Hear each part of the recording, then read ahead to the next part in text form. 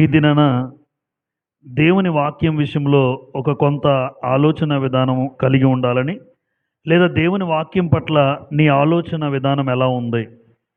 అంటే దేవుని వాక్యము ఏమని నువ్వు అనుకుంటున్నావు? దాన్ని ఎలా స్వీకరిస్తున్నావు?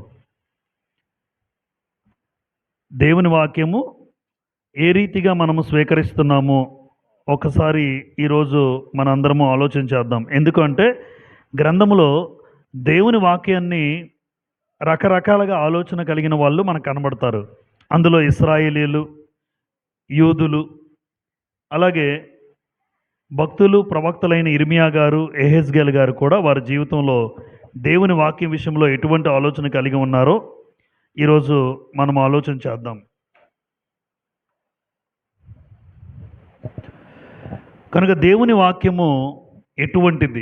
ముందుగా దేవుని వాక్యం ఎటువంటిదో తెలుసుకొని ఆ దేవుని వాక్యం పట్ల నేను ఎలా ఉన్నాను, లేదా నువ్వెలా ఉన్నావు ఆలోచన కలిగి, మూడోది దేవుని వాక్యం పట్ల ఆలోచన కలిగిన కొంతమందిని మనం చూద్దాం. కనుక మొట్టమొదటిగా దేవుని వాక్యం ఎటువంటిది అంటే, దేవుని వాక్యము మన పాదములకు దీపము అని చదువుకుంటాం 119వ కీర్తనలో. మీరు 119వ కీర్తన 105వ వచనం చూడగలిగితే, నీ వాక్యము నా పాదములకు దీపమును, నా త్రోవకు వెలుగు. అంటే దేవుని వాక్యం ఎటువంటిది అంటే అదొక దీపము. దేవుని వాక్యం ఎటువంటిది అంటే వెలుగు. అంటే దీపము, ఆ దీపము నుంచి ఏమొస్తుంది? వెలుగు. కనుక దేవుని వాక్యము దీపము, వెలుగు. ఆ దీపము వెలుగు లేకపోతే ఈరోజు ఇక్కడ మనం ఉండం, చెమ్మ చీకటిగా ఉంటుంది ఇక్కడ. ఈ వెలుగు అనేది ఉంది కనుక ఈరోజు మనం కూర్చోగలుగుతున్నాం, చదవగలుగుతున్నాం, దేవుని మాటలు వినగలిగే అవకాశం కలుగు చేసుకున్నాం. అంటే వెలుగు లేకపోతే మానవ మనుగడ కొనసాగదు. చీకట్లో ఉన్నవాడు ఎక్కడుంటే అక్కడే ఉంటాడు. ఎందుకంటే ఒక అడుగు వేయడానికి కూడా ఎలా అడుగు వేయాలో కూడా తెలియని పరిస్థితి ఎంత వాస్తవమో, దేవుని వాక్యం కనుక లేకపోతే క్రైస్తవుడు కూడా చీకట్లో ఉన్నవాడే. దేవుని వాక్యం లేకపోతే నేను కూడా చీకట్లో ఉన్నవాడినే. ఈరోజు దేవుని వాక్యం నాకు నా చేతుల్లో ఉంది కనుక నాకు ఒక దీపముగా నా అడుగులు ఎలా వేయాలో, ఏ అడుగులు వేస్తే ఎటువంటి స్థితి నాకు కలుగుతుందో దేవుని వాక్యం తెలియజేస్తుంది. ఎలా అడుగులు వేస్తే నా జీవితంలో ఒక మంచి సాక్ష్యం కలిగిన బ్రతుకు, ఎటువంటి అడుగులు వేయాలి, ఎలా నడవకూడదు అంటే ఆ వాక్యం అనే వెలుగు ఉంది కాబట్టి ఈరోజు మన జీవితాలు ఇలా ఉన్నాయి. అదే 119వ కీర్తన 130వ వచనం చూసారు అనుకోండి మీరు.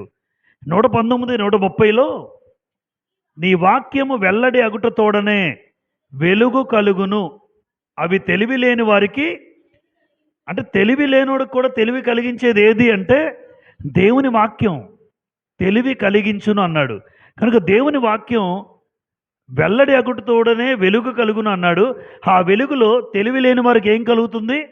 తెలివి. అంటే ఆ తెలివి అంటే ఎలా ఉండాలో, ఎలా బ్రతకాలో ఆ జ్ఞానం దేవుడిస్తాడు. చాలామంది భూమి మీద బ్రతుకుతారు చూడండి. చాలామంది ఉన్నప్పటికీ కూడా దేవుని జ్ఞానము కలిగిన వాళ్ళు నడుచుకునే విధానం ఒకలా ఉంటుంది, దేవుని జ్ఞానం లేనివాడు నడుచుకునే విధానం ఒకలా ఉంటుంది. ఈరోజు క్రైస్తవులుగా మన జీవితంలో కూడా దేవుని వాక్యము తెలివి కలిగించును అంటే అర్థం ఏంటంటే ఒక జ్ఞానము కలిగినటువంటి వాడిగా నీ అడుగులు ఎలా వేయాలో వాక్యం తెలియజేస్తుంది. పైగా దేవుని వాక్యం ఎలా మాట్లాడతాడు అక్కడ మన హెబ్రీ గ్రంథకర్త అంటే రెండంచులు గల కత్తి లేదా ఖడ్గం. అంటే దేవుని వాక్యము రెండంచులు గల ఖడ్గం అంటాడు. హెబ్రీ 4:12 ఉంటుంది ఆ మాట. ఎందుకనగా దేవుని వాక్యము సజీవమై రెండంచులు గల ఖడ్గం వలె అది వాడిగా ఉండి ప్రాణాత్మలను కేళ్లను విభజించినంత మట్టుకు దూరుచు మనుషులకు హృదయంలో ఆలోచనలను తలంపులను శోధిస్తుంది అన్నాడు. అంటే దేవుని వాక్యం రెండంచులు గల ఖడ్గం. అంటే ఖడ్గముకు రెండు వైపులా, అంటే దేవుని వాక్యానికి రెండు వైపులా ఏముంటుందంటే పదును ఉంటుంది. ఆ పదునుతో మన లోపాలను చెక్కుతూ ఉంటాడు దేవుడు. మన లోపాలను సరిచేస్తూ ఉంటాడు. ఎందుకంటే వాక్యం దగ్గరికి వస్తే మన లోపాలు మనకు అర్థమవుతాయి. వాక్యం దగ్గరికి వస్తే మన తప్పులేంటో మనకు తెలుస్తాయి. కనుక ఈ రోజున దేవుని వాక్యం ఎటువంటిది అంటే అది వెలుగు, అది నీ పాదములకు దీపము. నీకు తెలివి లేకపోతే నీకు తెలివినిస్తుంది, పైగా అది రెండంచులు గల ఖడ్గమై నీ హృదయం అనే తలంపుల్లో కూడా చోటు చేసుకొని నీకు వచ్చిన ఆలోచన తప్పు, నీకు వచ్చిన ఆలోచన మంచిది కాదు అని కూడా చెప్తుంది నువ్వు అంగీకరిస్తే. వాత వేయబడిన వాడికి తెలీదు. వాక్యం విన్నా నేను ఎలాగే ఉంటానని తెస్తం వేసుకున్నవాడికి అర్థం కాదు. వాక్యం వింటున్నప్పుడు అది గుండెల్లో గుచ్చుకొని నీ తప్పుని నీకు తెలియజేస్తుంటుంది. నువ్వు వెళ్తున్న మార్గం తప్పు, నువ్వు ఆలోచించే విధానం తప్పు, నువ్వు చూసే చూపు తప్పు, నువ్వు మాట్లాడే మాట తప్పు అని తెలియజేసేది దేవుని వాక్యం.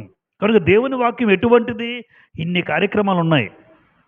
అటువంటి దేవుని వాక్యం పట్ల నువ్వెలా ఉన్నావు ఇక్కడ చూస్తాం. ఇప్పుడు మనం ఇంతకు శ్రేష్టమైనటువంటి దేవుని వాక్యం ఈరోజు మన అందరి చేతుల్లో ఉంది. కానీ చాలామందికి బైబిల్ అంటే చులకన. ఎంతమంది పూర్తి చేశారు చెప్పండి దీన్ని?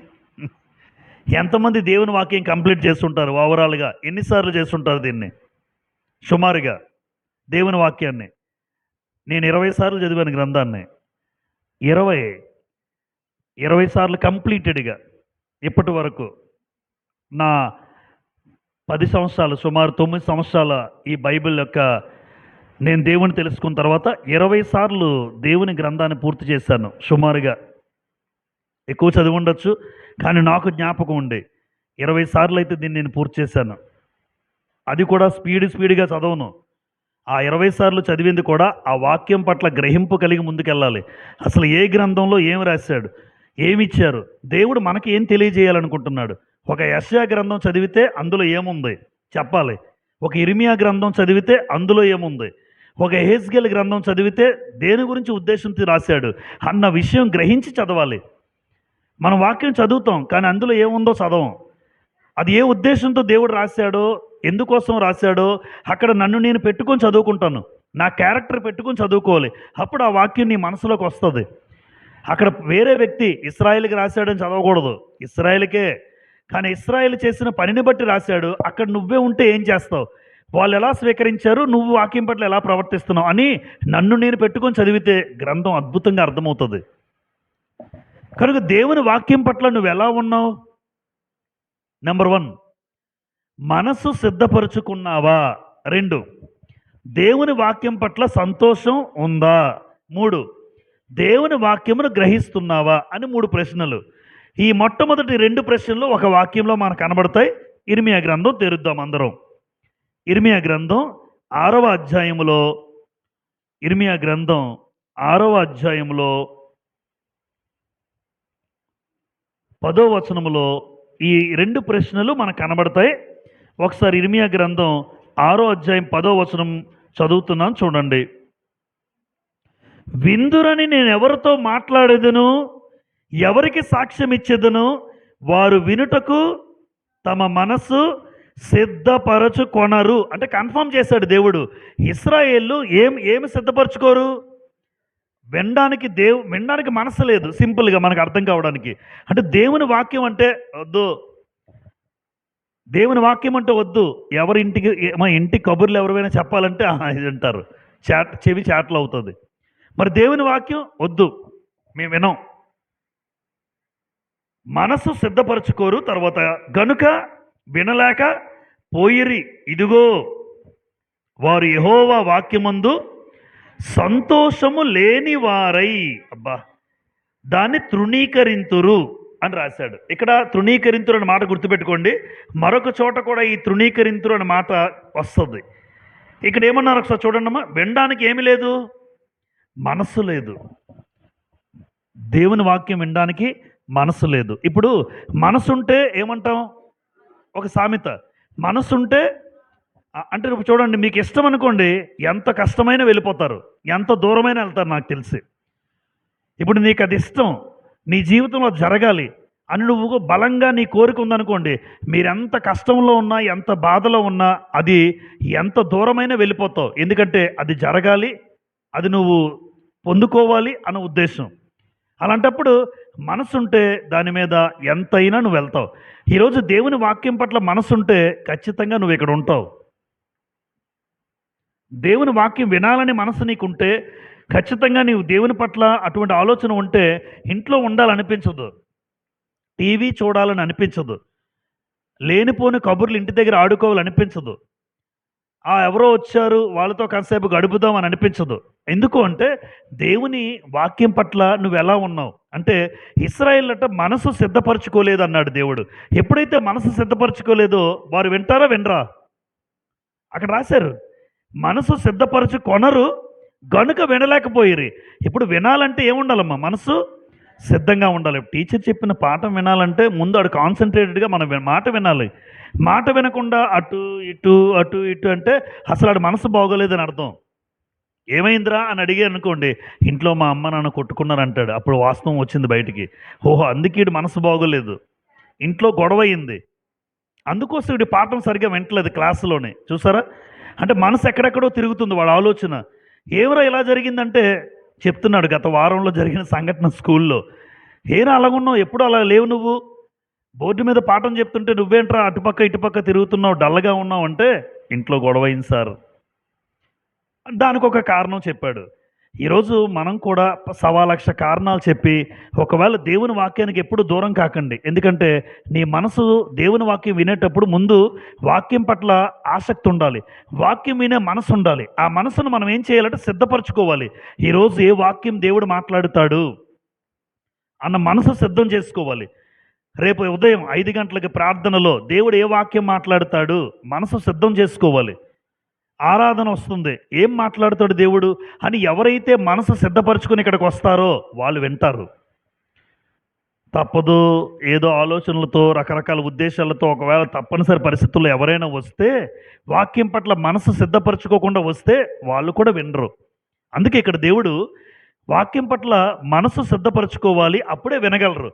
ఇప్పుడు ఇశ్రాయేలు మనసు సిద్ధపరచుకున్నారన్నాడా సిద్ధపరచుకోలేదన్నాడా? సిద్ధపరచుకోలేదు కాబట్టి వాళ్ళు వాక్యం వినలేకపోయారని రాశాడు. అలాగే దేవుని వాక్యం పట్ల ఏమీ లేదు వాళ్ళకి రాశాడు కదమ్మా. దేవుని యెహోవా వాక్యమందు సంతోషము లేనివారై. చూసారా? వాక్యం అంటే సంతోషం లేదు. అదే సినిమా పాటలు పెట్టండి ఎంత సంతోషమో, అదే వేరే మాటలు మాట్లాడండి ఎంత ఆనందమో, అదే వేరే సహోదరుడి గురించి మీరు ఒక మాటలు మాట్లాడండి ఇంకా చెప్పండి అంటారు. మరి వాక్యమందు ఆ రోజున్న ఇశ్రాయేల్ సమాజం కూడా ఇలాగే ఉందండి. వాక్యం అంటే సంతోషం లేదు. అదే గేమ్స్ కానీ ఆటలు కానీ ఇప్పుడు ఆడించండి, లేదా ఏదైనా ఉద్దేశం కలిగించి సరదా కబుర్లు ఆడుకోండి, గంటల తరబడి ఆడుకునే వాళ్ళు ఉంటారు. కానీ దేవుని వాక్యం అంటే ఆనాటి ఇశ్రాయేల్ సమాజానికి కూడా సంతోషం అనేది లేదు. ఈరోజు దేవుడు మనల్ని ప్రశ్నిస్తున్నాడమ్మా. ఈరోజు అందరూ ఇక్కడికి వచ్చిన వాళ్ళు మనసు సిద్ధపరచుకుని వచ్చారా? దేవుని వాక్యం అంటే నీకు సంతోషం నిజంగా ఉందా? మీకు తెలుసు, దేవుడికి తెలుసు. నిజంగా దేవుని వాక్యం అంటే సంతోషం ఉన్న వ్యక్తులు తెలిసిపోద్ది. దేవుని వాక్యం అంటే సంతోషం ఉన్నవాళ్ళు నిజంగా ఎటువంటి స్థితిలో ఉన్నా దేవుని వాక్యాన్ని బట్టి ఆనందిస్తూ ఉంటాం మనం, ఎంత కష్టమైనా. 3, దేవుని వాక్యమును గ్రహిస్తున్నావా? చూడండి మత్తయి సువార్త 13వ అధ్యాయం.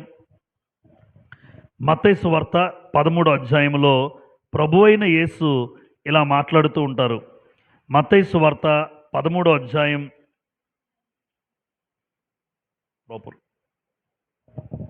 18, 19 కలిపి ఉన్నాయి చూడండి.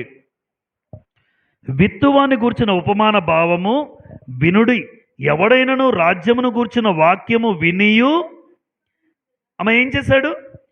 వినియు, వాక్యము వినియు గ్రహింపక ఉండగా దుష్టుడు వచ్చి వాని హృదయములో విత్తబడిన దానిని ఎత్తుకొని పోవును అన్నాడు.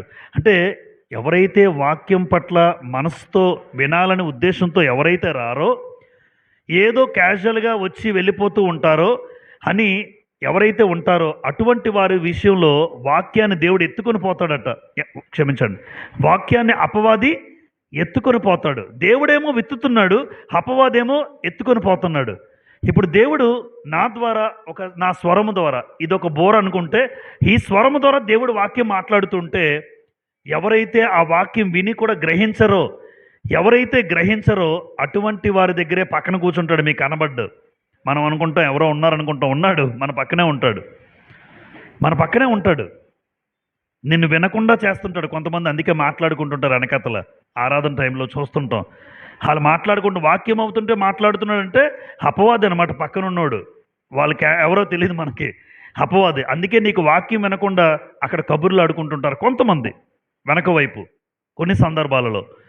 ఇలా అనుకున్నప్పుడు అంటే వాక్యం జరుగుతున్నా నువ్వు మాట్లాడుకుంటున్నావు అంటే వాక్యం మీద నీకు గ్రహింపు లేదని అర్థం.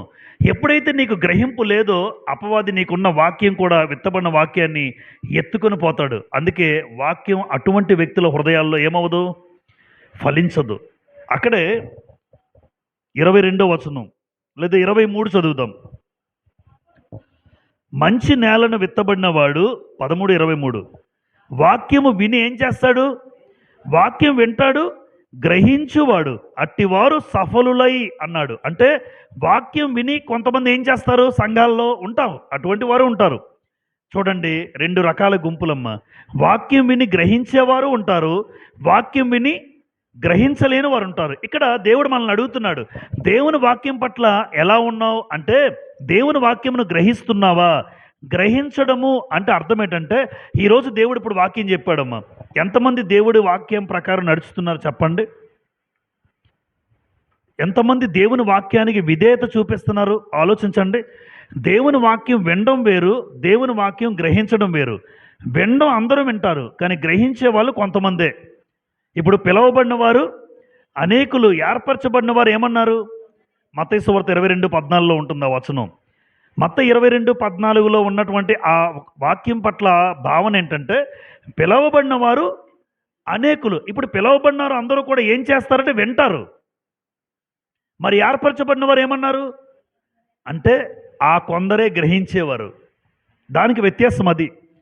పిలువబడిన వారు అందరూ వింటారు, కానీ విన్న వాళ్ళందరూ గ్రహిస్తున్నారా? లేదు. గనుక పిలువబడిన వారు అందరూ కూడా పరలోకం వెళ్ళరు. పిలువబడ్డారు, కానీ గ్రహించేవాడే పరలోకానికి వెళ్ళేవాడు. ఇక్కడ 4 రకాల నేలలు చెప్పి చివరిలో ఇప్పుడు మనం చదివాం 23.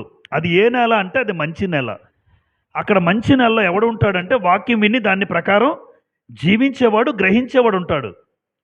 అందుకే యాకోబు కూడా అంటాడు 1:22 మీరు వినువారు మాత్రమే ఉండి మిమ్మును మీరు మోసపుచ్చుకోకుండా వాక్య ప్రకారం ఏమన్నాడు, ప్రవర్తించేవారునే ఉండుడి అన్నాడు. అంటే కేవలం వినువారుగా ఉండకూడదు. విన్నవారు చాలామంది ఉన్నారు. అయితే ఒకటి, నేను కేవలము పిలువబడిన వారుగా ఉండకూడదు. నేను ఏర్పరచబడిన గుంపులో ఉండాలి. ఏర్పరచబడిన గుంపులో ఉండాలంటే వాక్యాన్ని బట్టి నేను అడుగులు వేయాలి, వాక్యం నేను గ్రహించాలి, వాక్యాన్ని గ్రహించి అలా నడవాలి. ఇప్పుడు సంఘానికి వచ్చిన వాళ్ళు వాక్యాన్ని బట్టి అడుగులు వేసేవాడు మాత్రమే, వాక్యాన్ని బట్టి నడుచుకునేవాడు మాత్రమే వాక్యం పట్ల గ్రహింపు కలిగిన వాడు. లేదంటే ఆ వ్యక్తి ఏ జాబితాలోకి వెళ్ళిపోతాడో తెలుసామా?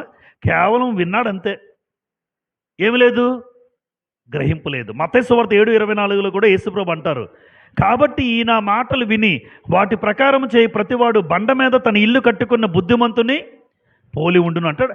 ఈ నా మాటలు విని వాటి ప్రకారం చేయువాడు బండ మీద కట్టుకున్నాడు. ఇంకో మాట అంటాడు, ఈ నా మాటలు విని వాటి ప్రకారం చేయని వాడు ఇసుక మీద కట్టుకున్నాడు. ఏ ఇల్లు నిలబడుతుందో మీకు తెలుసు.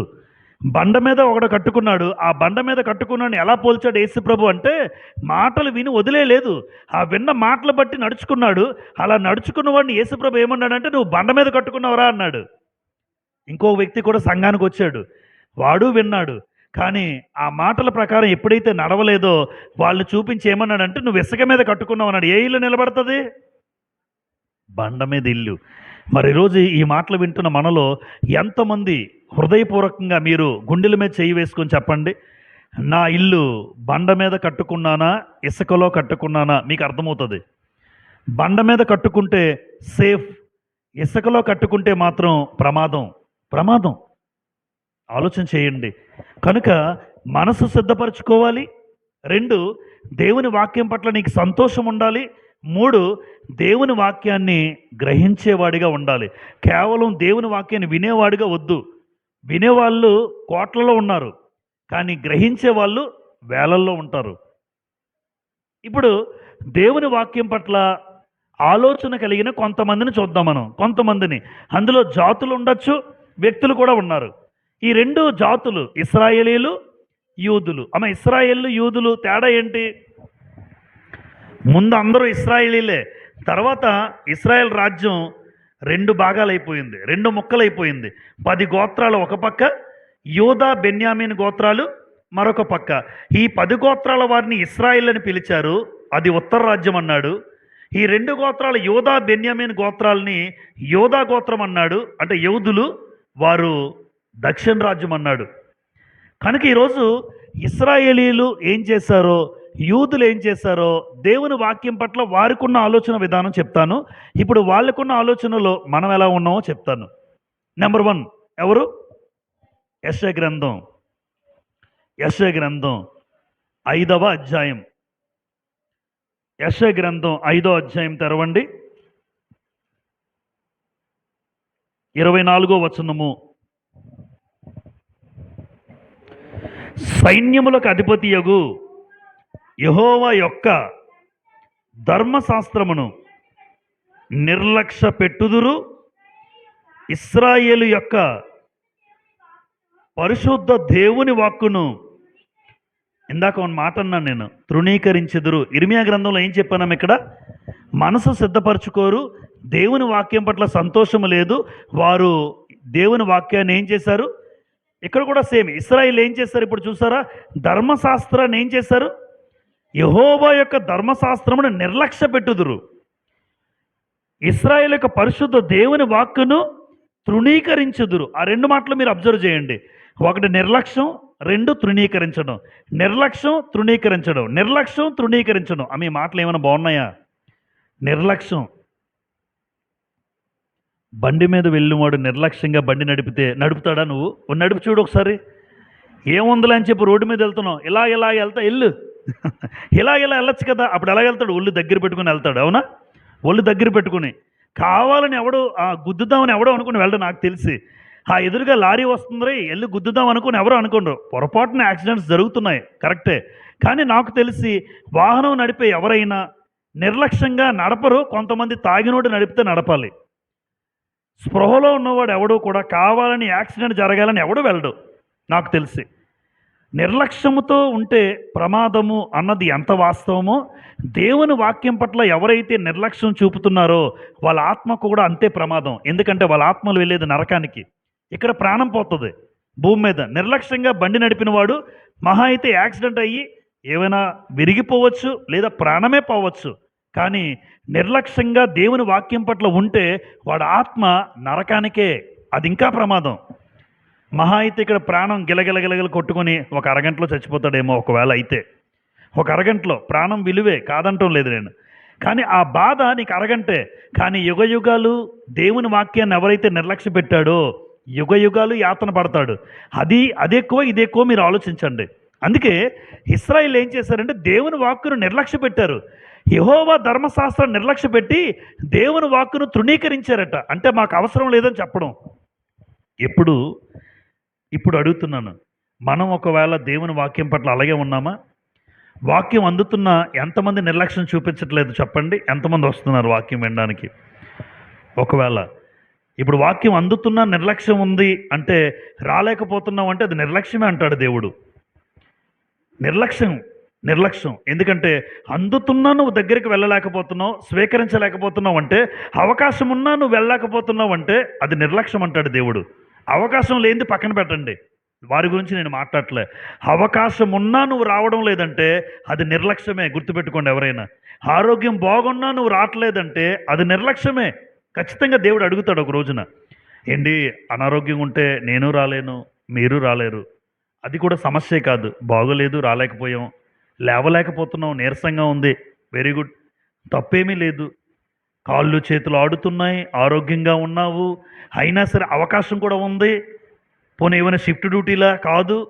ఇన్ని ఛాన్సెస్ పెట్టి కూడా మనం దేవుని వాక్యాన్ని దగ్గరికి వెళ్ళలేకపోతున్నాం అంటే ఆరోగ్యం ఇచ్చాడు, అవకాశం ఇచ్చాడు, దేవుని వాక్యం దొరికే అవకాశం ఇచ్చాడు మనకి.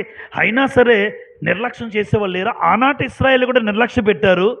ఈరోజు క్రైస్తవులు కూడా చాలామంది నిర్లక్ష్య పెడతారు. కానీ ఒకటి, ఈరోజు భూమి మీద వాహనాన్ని నిర్లక్ష్యంగా నడిపితే ప్రాణం పోతుంది తప్ప నిరంతరం నీ ఆత్మ నరకానికి వెళ్ళిపోయే పరిస్థితి ఒక రోజు ఉంటుంది. ఎందుకంటే దేవుని వాక్యాన్ని ఎప్పుడూ కూడా మనం నిర్లక్ష్య పెట్టకూడదు. ఎప్పుడు దొరుకుతుందా అని చూడాలి, ఎప్పుడు దొరుకుతుందా, ఎప్పుడు వింటానా అని చూడాలి. ప్రతిరోజు ఫోన్ చేస్తుంటాడు ఏలియా గారు, బ్రదర్ వాక్యం వింటున్నాడు యూట్యూబ్లో, మన సహోదరులు పెట్టిన దాన్ని బట్టి. కానీ ప్రత్యక్షంగా వినలేకపోతున్నానని బాధపడుతున్నానని ఫోన్ చేస్తున్నాడు. సుమారు రోజు తప్పించి రోజైనా కాల్ చేస్తారు ఆయన. సుమారుగా ఎక్కడున్నా నేను నేరుగా వాక్యం వినే అవకాశం ఉండేది, ఇప్పుడు వినలేకపోతున్నాను బ్రదర్. ఎక్కడో విజయనగరం, ఆరోగ్య పరిస్థితి బాగోలేదు. అయినా సరే ఉపశమనం ఎక్కడ కలుగుతుందంటే యూట్యూబ్లో వినగలుగుతున్నాను అని అన్నారు. మొన్నటికి మొన్న మన భవానీ సిస్టర్, ఆవిడ కూడా షాప్ వల్ల ఏదో పని వల్ల రాలేకపోతున్నాను, కానీ బ్రదర్స్ యూట్యూబ్లో పెడుతున్నారు బ్రదర్, మీ వాక్యం నేరుగా విన్నట్టే వింది, సంతోషం కలుగుతున్నాను అంటే ఆసక్తి ఉంది, అవకాశం లేదు.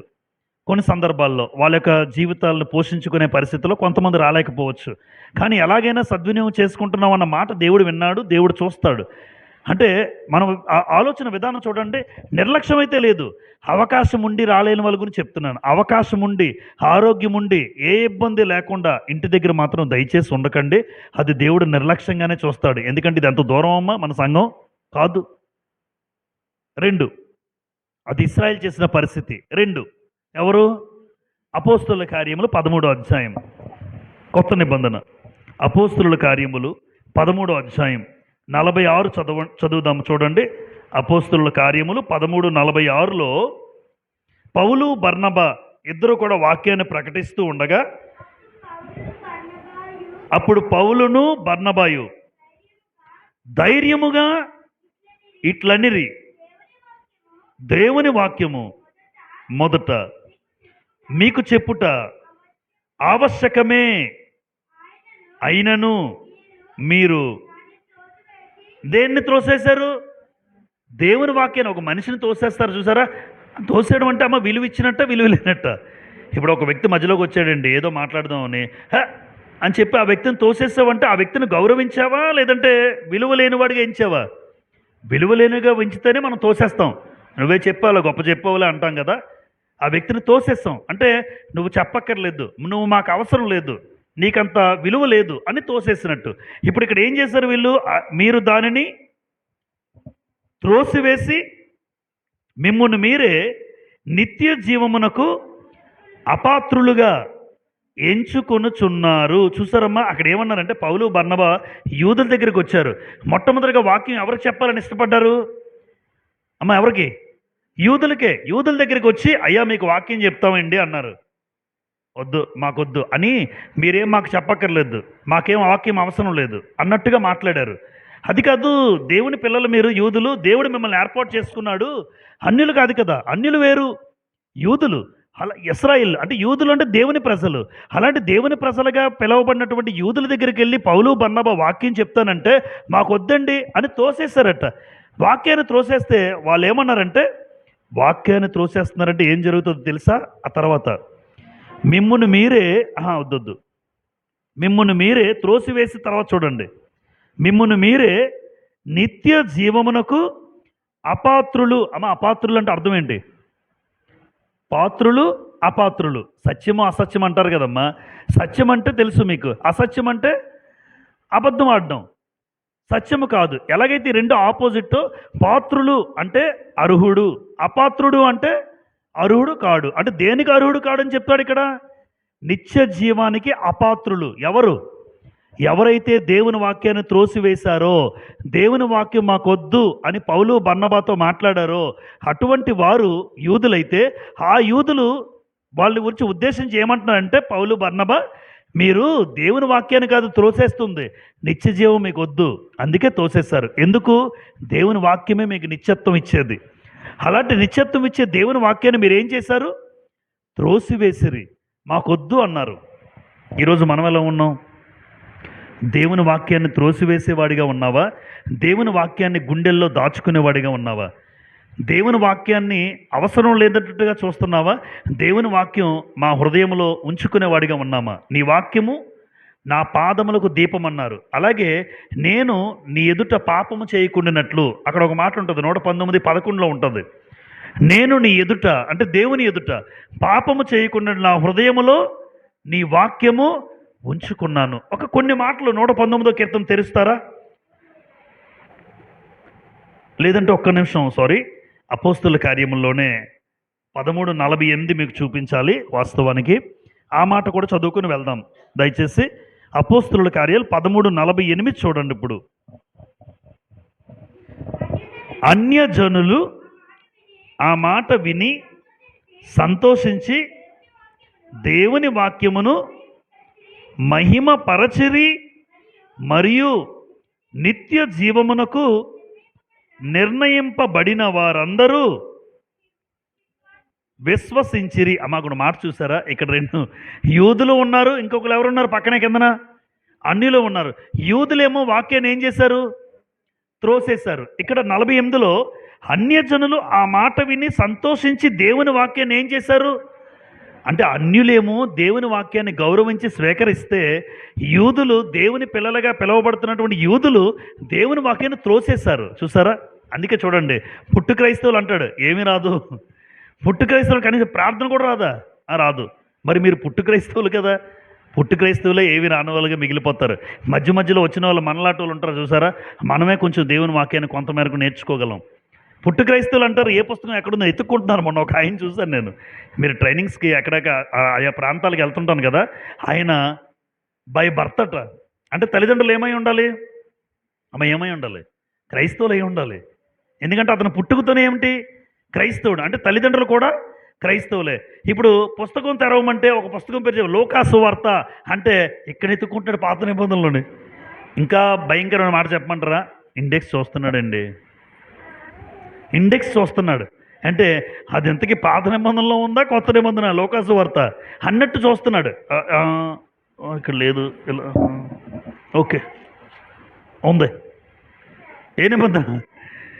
ఎంత దారుణం! వాస్తవమే చెప్తానమ్మా.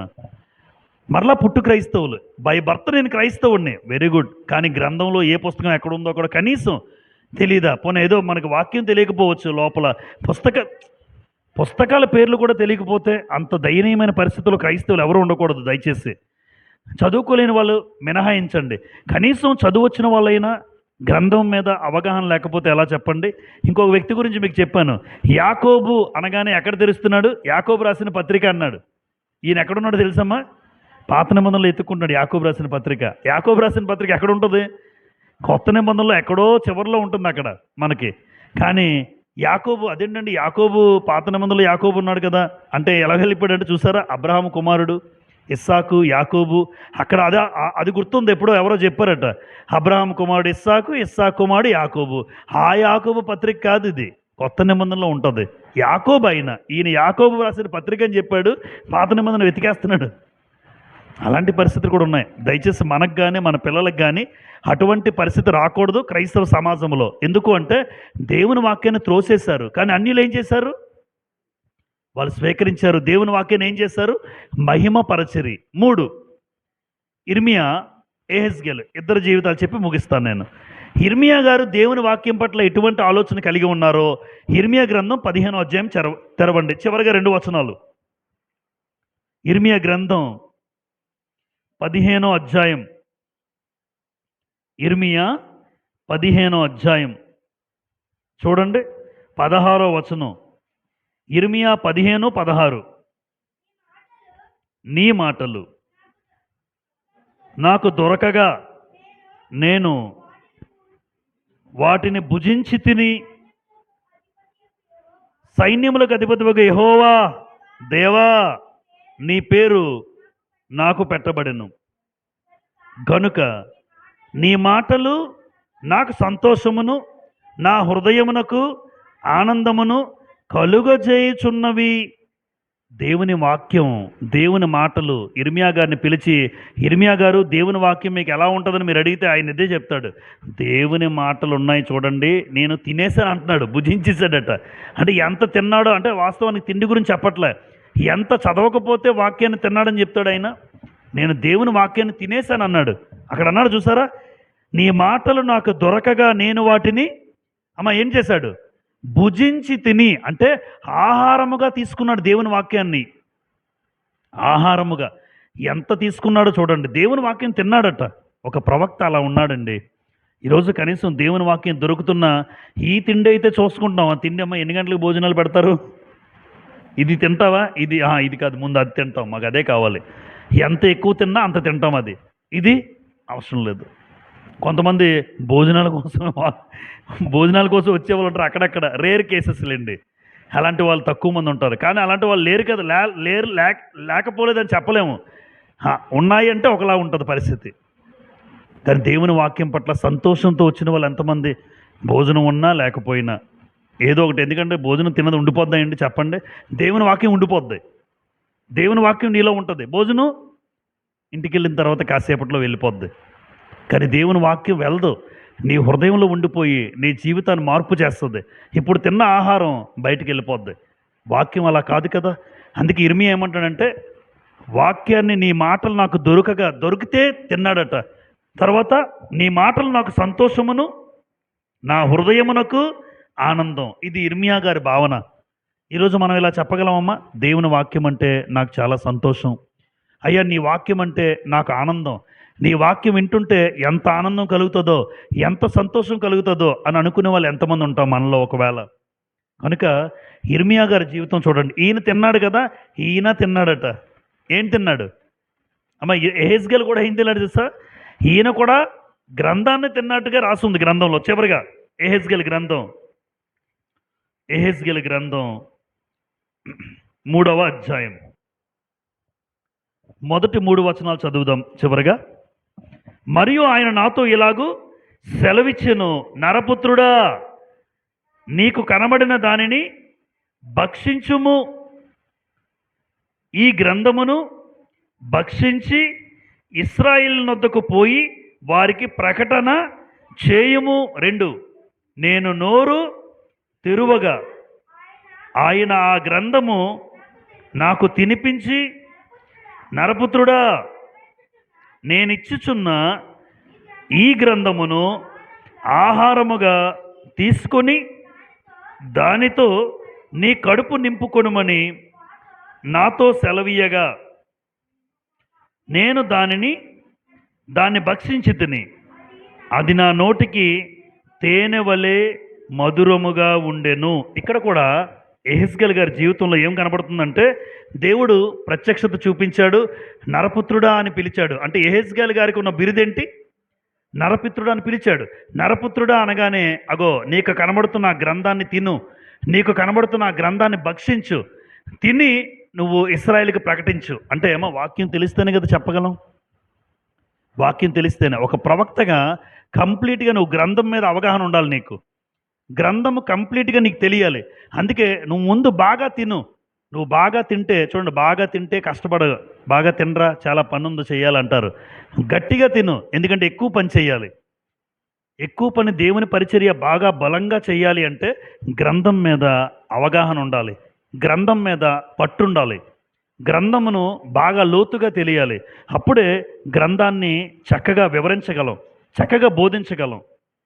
అలా బోధించాలి, వివరించాలంటే ముందు గ్రంథం దగ్గర నేను కూర్చోవాలి గంటల తరబడి.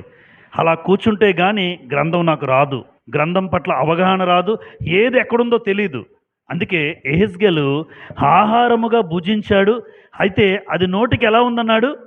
తేనె వలె మధురముగా ఉండెను. నిజంగా అటువంటి వాక్యం ఎవరైతే ఎక్కువగా చదువుతారో, ఎక్కువగా తీసుకుంటారో, అన్నం ఎక్కువగా తిన్నోడు అజీర్తి అవుతుందేమో, కానీ అన్నం బాగా కుక్కుకొని తిన్నోడేమో కడుపు పట్టలేక ఇబ్బంది పడినా, వాక్యం నువ్వు ఎంత ఎక్కువగా తీసుకుంటే అంత బాగుంటుంది నీ జీవితం.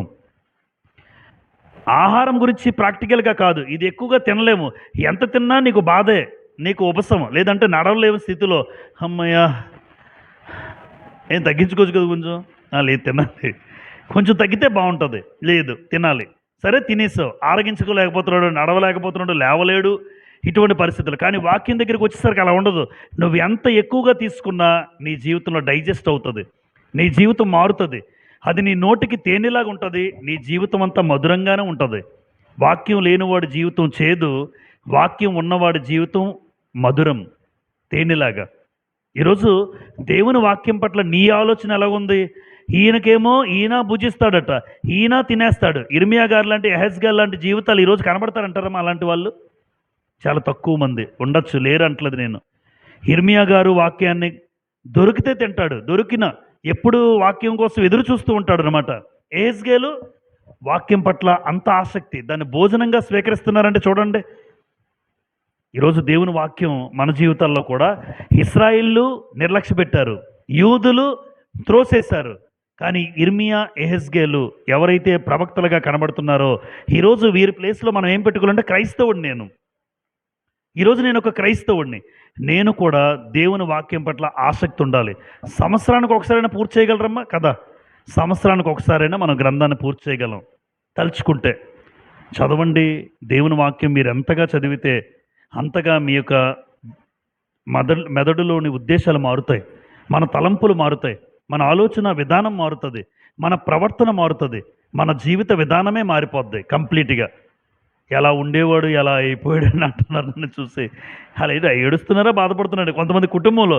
ఎలా ఉండేవాడు రా, ఎలా అయిపోయావేంటి? వాక్యం ఇలా మార్చేసింది. వాక్యం ఇలాంటి జీవిత విధానం ఇచ్చింది. అవకాశం ఉన్నప్పుడల్లా మందిరంలో కూర్చోవడం దేవుడు అవకాశం ఇచ్చాడు మనందరికీ కూడా. కనుక దేవుని వాక్యం ఎటువంటిదో మీరు చూశారు. దేవుని వాక్యం పట్ల నువ్వు ఎలా ఉన్నావు ఎప్పుడు మనసు సిద్ధపరచుకోండి. ఎప్పుడు దేవుని వాక్యం అంటే సంతోషంగా రండి. దుఃఖంతో బాధతో తప్పనిసరి పరిస్థితుల్లో రాకండి. ఎవరు ఏమనుకోరు, నేను కూడా ఏమనుకోరు రాకపోయినా. ఆయన అనుకుంటాడులేండి. ఎందుకంటే నాకు సంతోషంగా రాకపోతే ఇంకా ఆ వాక్యం మీకు అర్థం కాదు. మనస్సు పెట్టి సిద్ధపరచుకొని రాకపోతే వాక్యం పట్ల ఆసక్తి ఉండదు. దేవుని వాక్యాన్ని గ్రహించాలి మనం. అలా గ్రహిస్తే ఖచ్చితంగా దేవుడు మన జీవితాల్లో అద్భుతమైన కార్యాలు చేయడానికి దేవుడు ఇష్టపడతాడు. అందుకే వీళ్ళిద్దరి పేర్ల పుస్తకాలు ఉన్నాయమ్మా? ఇద్దరి పేర్ల మీద ఉన్నాయా? ఉన్నాయి లేవా? ఇర్మియా గ్రంథము పుస్తకం రాయించాడు దేవుడు. ఆయన పేరు పెట్టడానికి దేవుడు ఇష్టపడ్డాడు. ఇంకొకటి యెహెజ్కేలు గ్రంథము, అంటే ఈయన పేరు కూడా పుస్తకం ఎందుకు రాయించాడు అనుకుంటున్నారు? వాళ్ళకి దేవుని గ్రంథం అంటే అంత పిచ్చి, దేవుని గ్రంథం అంటే అంత ఆసక్తి. మరి వాళ్ళిద్దరి గురించి అంత బాగా చెప్పినప్పుడు ఈరోజు భూమి మీద ఉన్న క్రైస్తవుల్లో ఒకవేళ మన సంఘంలో నీకు దేవుని గ్రంథం అంటే పిచ్చి ఉంటే నీకోసం దేవుడు కూడా చెప్తాడు ఒక రోజున. పుస్తకం లేకపోవచ్చు కానీ నీ గురించి దేవుడు మాట్లాడడానికి ఒక అవకాశం ఉంటుంది. నా గ్రంథం అంటే ఆ వ్యక్తికి, ఆ సహోదరికి, ఆ సహోదరుడికి ఎంత పిచ్చో, నా మాటలంటే ఎంత ఆనందమో అని రేపొద్దున్న మీ గురించి కూడా మాట్లాడే ఒక అవకాశం వస్తుంది. ఇర్మియా గారు, యెహెజ్కేలు గారు అంత గొప్పవారు కాకపోవచ్చు కానీ దేవుని గ్రంథం అంటే మనం ఎంత ఆసక్తి చూపిస్తావో అప్పుడు ఆ స్థానంలో కొంతైనా దేవుడు నీ గురించి మాట్లాడతాడు. ఆయనకి గ్రంథం అంటే చాలా ఇష్టం. దేవుని వాక్యం అంటే దూరం అవ్వడు. దేవుని వాక్యం అంటే అంత పిచ్చి అన్నవారిగా మనం ఉండాలి. అదే దేవుని పట్ల నీకున్న ఆలోచన అయి ఉండాలి. సమయం ఉంటే అవకాశం కుదుర్చుకొని నేను దేవుని మందిరానికి వెళ్ళిపోతాను, దేవుని వాక్యం వింటాను, ఎల్లప్పుడూ ఆయన సన్నిధిలో ఉంటాను. నాకు బాగోలేక బలహీనతగా ఉండి లేవలేని స్థితిలో ఉంటే తప్ప దేవుని వాక్యానికి నేను దూరం కాను అన్న ఆలోచనతో మీరు వెళ్ళాలని ఈ మాటలు చెప్తున్నాను. అందరికీ వందనములు.